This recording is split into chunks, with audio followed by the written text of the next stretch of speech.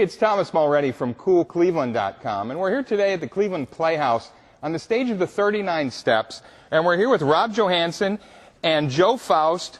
The two, we could call you guys stars because there's really only 4 characters in this whole play, right? Well, 4 actors, actually. How many characters, though, do the 4 actors play? The author claims over 150, but we're not really sure how many we portray. 150. And of the 150, you guys play about 100 of those, correct, between the two of you? We play about 98%. No, that's a joke. Look like quite a few. But it is one of those shows where the audience does not have any idea what's in store for them. They come out and there's no sets here. I mean, we're on the set. There's no props. There's nothing. Right.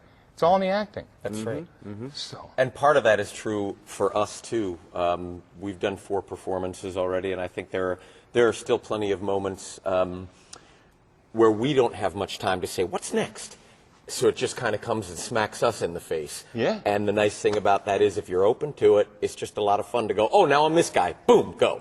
So how much of this, Joe, did you guys come up with, and how much of it is written in the script? I mean, you must be putting a lot of the characterization into this production. Sure. I mean, the characters we make up, none of that's in the script. The physical stuff we've made up a lot of. We stick pretty close to the words that were given to us. Pretty close. Right.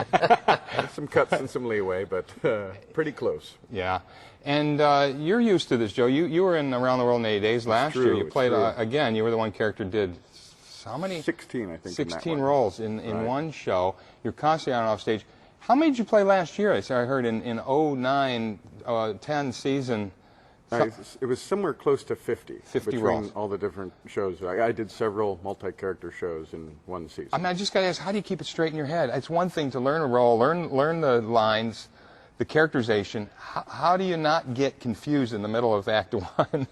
Well, we still do. I'm sure we will for a while. But, I mean, you get it to the point where it's part of your muscle memory, where you're hopefully getting to the place where you don't have to think about it anymore. You just do it.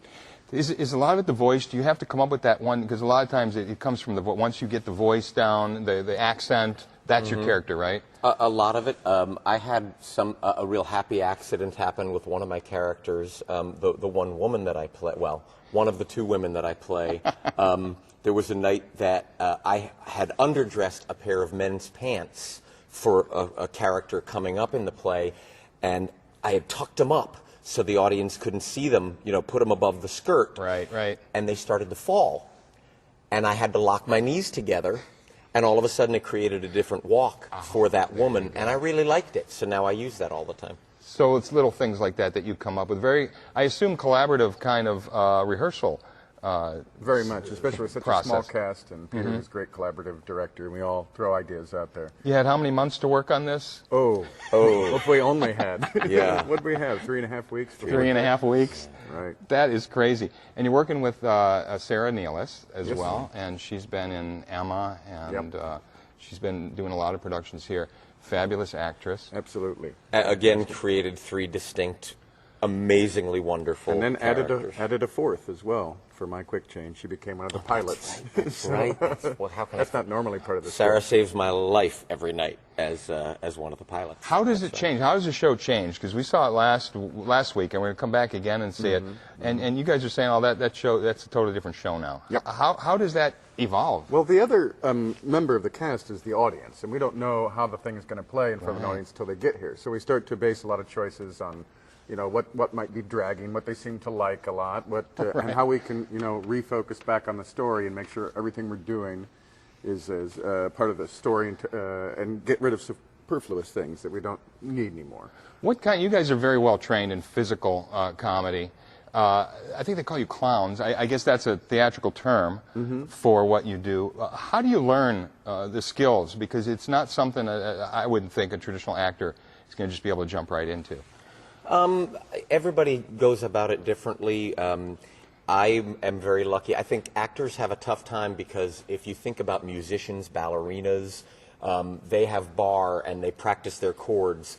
we have to find our way to practice our chords. So I use yoga, running, a lot of different physical things from outside the theatrical world that I bring in. You were standing on your head when we walked in here to do this interview. Right, so. yeah, that's right. And Joe, is there places you go to study this? I mean, are there schools? I got a BFA, which is a Bachelor of Fine Arts from U of I Champaign-Urbana, and we had classes in all sorts of physical, we had stage combat and mask work and clowning work and juggling, and we studied all those kinds of skills. And then you're fortunate enough you get into shows where other people are training you on more and more stuff like that. And you pick it up. Especially You pick people it up. come in. I remember being in a show where they brought an acrobat in to show us a lot of aerial stuff that I didn't know. And I had taken some circus arts classes, but it just took a step further, Right.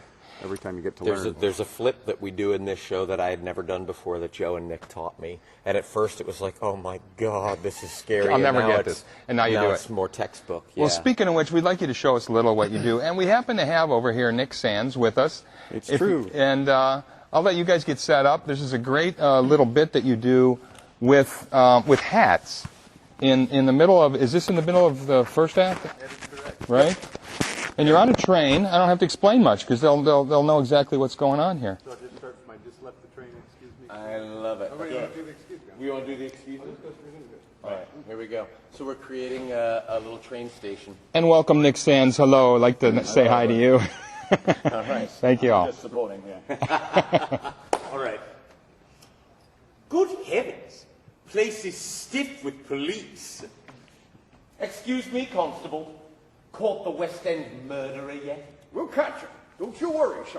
That's the spirit. All aboard for the Highlands. Next up, the Highlands. Anything suspicious, let us know, sir. Oh, yes. Don't you worry.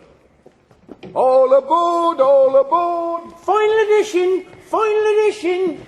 Final edition, sir? No, thank you. Final edition. All aboard, all aboard. Oi, all aboard. All right, all right. Keep your eyes peeled, won't you, sir? Certainly will, Constable. Don't forget, sir. No, I won't, Constable. Have you seen anything suspicious? Read all about it. Read all about it. All aboard, all aboard.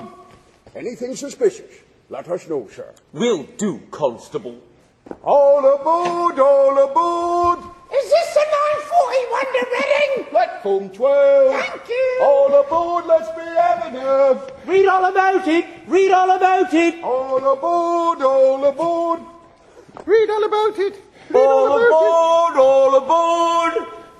Read all about it. Read all about it. All aboard, all aboard. Read all about All aboard, all aboard.